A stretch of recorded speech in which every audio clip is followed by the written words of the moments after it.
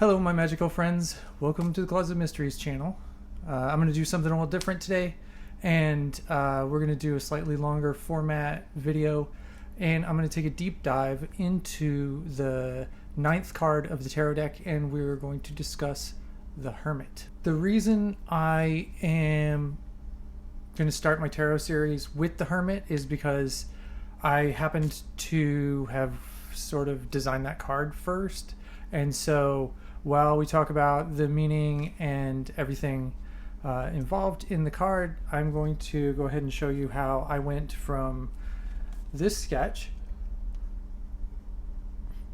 to this. That way you can watch something more interesting than just look at me talking, because I don't know who wants to do that. I think a lot of us living in the post-COVID, post-pandemic world can relate to the Hermit in a lot of ways. I think it brought out our introvert nature. I know that I was pretty introverted even before lockdown, probably even worse after, and I'm still trying to figure out how to incorporate myself back into the world. My partner Christina says that I should go socialize more, but here's how it goes. Every time I do, I'll get like really charged up. For example, I went to go visit a friend at a gallery opening, and it was a friend that I knew from art school back in the 90s at community college. And then while I was there talking to him, I bumped into another friend that I used to go hiking with from ASU. And then I bumped into my photography teacher from Mesa Community College. And it was like all this social, and I got all hyped. And then I came home feeling like I was a really social person. And then I texted my old roommate and I was like, hey, let's go hang out soon. And he was like, all right. And then he was busy. And then by the next week, when we had tentatively made plans, I was like, no. So this is my first exploration into designing my own tarot deck. Keep in mind, this is a process in which I consider it to be my studies. I am not a professional tarot card reader. I'm not a psychic or anything like that. I do this to study and learn, and when I do, I really nerd out. So I'm going to share the things that I have discovered about the Hermit card while nerding out. Anyway, stick around. You'll see what we do. Oh, here's the traditional Rider-Waite version of the Hermit. And right off the bat, it's a pretty simple card, actually. The obvious isolation. He's up. It looks like maybe standing in the snow. We can just assume that's a mountain. And he's got a light. And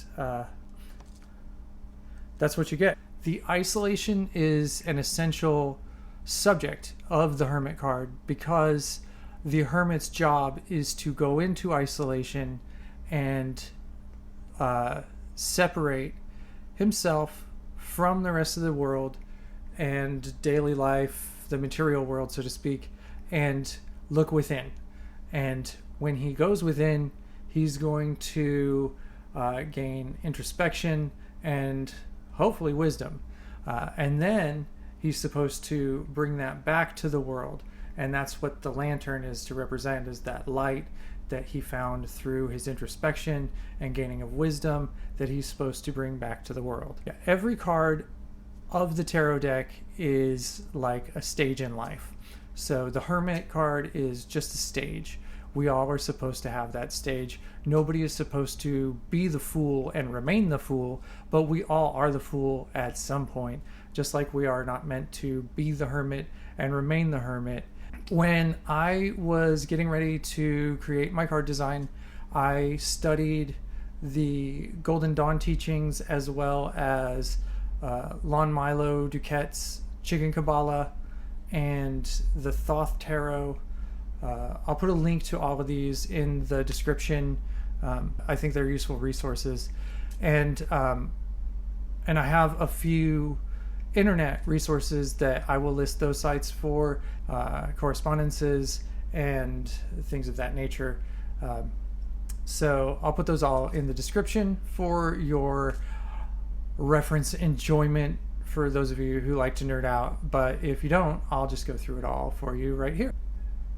All right, let's get into some of the secret stuff. The Hermit is tied to Hermes. You've got Hermes and Hermit share a root etymology. Hermes is the bringer of knowledge, teacher of magic, medicine. He's a troublemaker. He's a thief. He invented the lyre, not being a lyre, but the musical instrument. That's the musical instrument, like this. He is the messenger of the gods. So he's going to be related to a lot of wisdom and insight, and a lot of misdirection. So don't forget that. I think it'll be helpful to understand the card when you understand all of the things that are said to be connected to it. So we're going to start off with the constellation of Virgo. The Hermit card has got a correspondence to Virgo, which therefore ties it to Mercury or Hermes, because Mercury rules over Virgo. And Virgo is the mutable earth sign. Some notable qualities are that they pay a lot of attention to detail. Keep in mind, these are just things that are generally considered to be Virgo characteristics. I don't make any judgment on any Virgos, although my father is a Virgo, and I have a lot of experience with Virgos in my life. And I would say, for the most part, these pretty well hit. You've got Virgos are typically problem solvers. They tend to pay a lot of attention to detail. They tend to be very results driven. Virgos don't like to get too lofty in ideas and not see shit happen, unless you're my father. But I think that he's got like a Pisces rising or something like that. I don't know. They like to be prepared, and Virgos tend to be very easily annoyed with disorder and chaos and things of that nature. Personally, I feel like if you want to get down to the nitty-gritty essence of what like the Virgo personality is like, listen to the music by the band Built to Spill. Their lead singer, Doug March, is the songwriter, and he is a Virgo, and Virgo just kind of seeps through Built to Spill's lyrics and music. And if you're unfamiliar, or even if you are, check out Randy Describes Eternity. I'll put a link to that in the description because you should enjoy that. It's good. And next, I'm going to talk about some Kabbalistic connections to the Hermit and where it belongs on the Tree of Life. The Hermit relates to Yod, and it sits on the 20th path on the Tree of Life, which is between Chesed and Tifereth. So it's like the 20th path is like between the Godhead and your personal existence, like your spiritual existence as an individual. The Hermit also has a correspondence to the Hebrew character Yod, which means hand and is the number 10.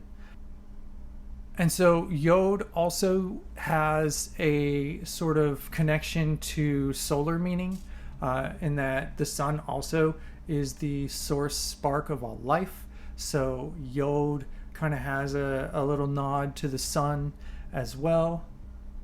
Also hints at, or maybe not so subtly hints at, the male generative power. So what we have is the Hermit carries the flame, or that spark, in the lamp to come back and propagate wisdom into the rest of the world after he has come back from his sabbatical.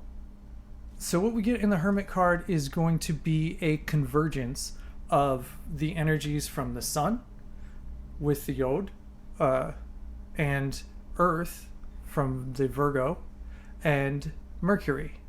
And when we combine all of those, you have like the earth is like ground level, so you've got like fertile soil, the yod representing the sun and the seed work with fertile soil, and then Mercury is this extra spark of like intent, intellect and communication. You can kind of look at that as like the consciousness of existence. So all of these things all find themselves within the symbology of the Hermit card as well. And we get into alchemy, and the Hermit card represents the second stage of alchemy, which is disillusion. Is not the same as being disillusioned, which I know a lot of us are, is dissolution, in which a substance is dissolved in a liquid. It is said that this process turns the gross into the subtle, or the messy into the pure, is kind of like how I sort that out in my head. And then it becomes fixed and volatile. When alchemists use the word volatile, they mean that it is suspended in a way that it can be accessed easily. So it's a very active substance, and substances dissolved in liquid are more active than if they're in their solid state. They don't break down as fast that way, so that makes sense. So the Hermit is relative to this second stage, dissolution in alchemy, because he has dissolved himself from the material world and becomes fixed in the volatile world of like the spirit. Imagine the Hermit on a mountaintop, far away from other people, and Mercury is there as a communicator. And when you're alone and there's nobody to communicate with, you're going to start communicating with yourself and probably anything else that's around, whether it talks back to you or not, like the rocks and trees. I think a lot of people would find themselves becoming pretty spiritual after a while. So it's important to note again that this Hermit stage happens in isolation. It happens when you're off on your own and you're thinking, reflecting, meditating. You're gaining insight and finding wisdom.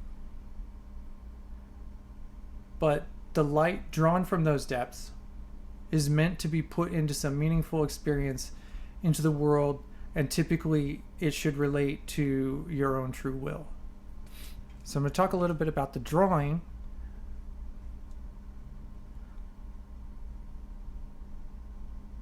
I started off, as you know, with my sketch, and then I scanned it and I blew it up and I traced it onto paper and I made it into a pencil drawing.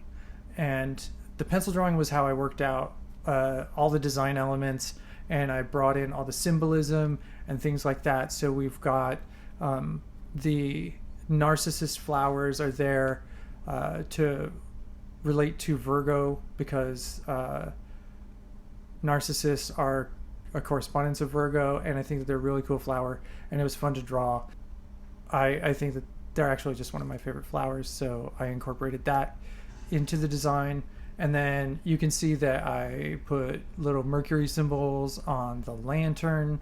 I liked drawing all the clouds and atmosphere up there because this is meant to be a very airy design. Mercury is an air sign. My Hermit is bird-headed because birds oftentimes are symbols of messengers. They're mysterious animals that are considered to be able to transit worlds and things of that nature. So also, I've been drawing birds since before I ever even studied magic, and it's just kind of a thing. Expect more birds in the tarot set, but not all birds. I've got other ideas too. I've got a few cards already laid out. The Fool is the next one in the works. It's already started, and it's going to be a bird. If you're expecting a tarot deck from me anytime soon, don't hold your breath, because I got to tell you, this process took me around a month, and I completed it probably 2 months ago. If I do this with 78 cards of the tarot deck. It's going to be a lot of years, just so you know. So, I thank you for sticking around with me throughout all of this. Don't forget to subscribe. Like the video if you like it. Don't like it if you don't. Check out my shop. If you're catching this video right away, the shirt designs are dropping on Friday in my shop. If you're catching it anytime after it's been posted for a couple of days, then the shirt designs are already available in my shop, and you should go get one because you know you're a hermit. Well, I'm gonna wrap it up there. Thanks for sticking with me. I hope to be back with another video soon. I hope it's not too long before I finish the Fool and I can do one of these on that. I might just start doing deep dives without the drawings. If you guys like that, let me know what you think in the comments, or you can write me an email. My contact information is on my website. Is there anything else I need to say before I'm done and turn the fucking air conditioning back on? Subscribe to my channel. You should enjoy that. It's good.